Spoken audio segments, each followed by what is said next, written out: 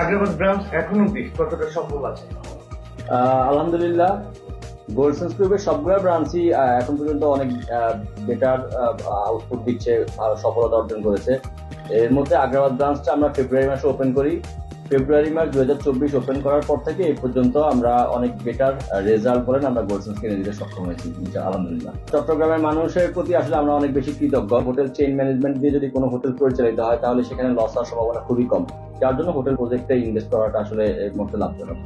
4 তারকা 5 তারকা হোটেল নির্মাণ ইন্টারন্যাশনাল চেইন মেনটেন করাটা বাধ্যতামূলকই।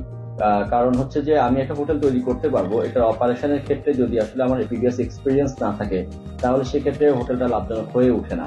তো আমাদের সাথে অলরেডি বেস্ট ওয়েস্টার্ন প্লাস একটা হোটেল চেইন কানেক্টেড আছে, যারা আমেরিকান হোটেল চেইন, ওয়ার্ল্ডের প্রায় 4200 হোটেল অপারেট করে যাচ্ছে। আমরা ইন ফিউচার বড় বড় যে চেইন গুলো আছে তাদেরকে বাংলাদেশে আমাদের অন্যান্য হোটেলে কানেক্ট করার জন্য আমরা ট্রাই করে যাচ্ছি। ইনশাল্লাহ খুব দ্রুত তারা আমাদের সাথে কানেক্টেড হয়ে যাবে। এক কথায় বলতে গেলে গোল্ডসেন্সের প্রত্যেকটা প্রজেক্টই লুক্রেটিভ লোকেশনের দিক দিয়ে আমরা কোনো কম্প্রোমাইজ করিনি আমাদের প্রজেক্টের ক্ষেত্রে।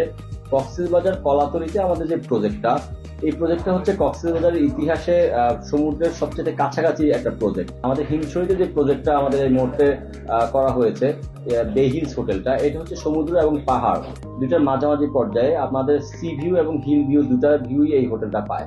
তো আমাদের ক্লায়েন্টরা যখন এই প্রজেক্টগুলো ভিজিট করার পরে প্রথমত তারা লোকেশন দেখে, আসলে কক্সবাজার আমরা কেন যাই, সমুদ্র দেখতে যাই। তো সেই সমুদ্রটা যদি আমি আমার হোটেলে বসে দেখতে পারি, এর থেকে বেটার লোকেশন তো কিছু হতে পারে না, বেটার প্লেস হতে পারে না। সো ক্লায়েন্টরা যখনই প্রজেক্টটা ঘুরে আসে, এদের পজিটিভনেস আরো বেড়ে যায়, অনেকাংশে ইনভেস্টমেন্টটা অনেক বেড়ে যায়।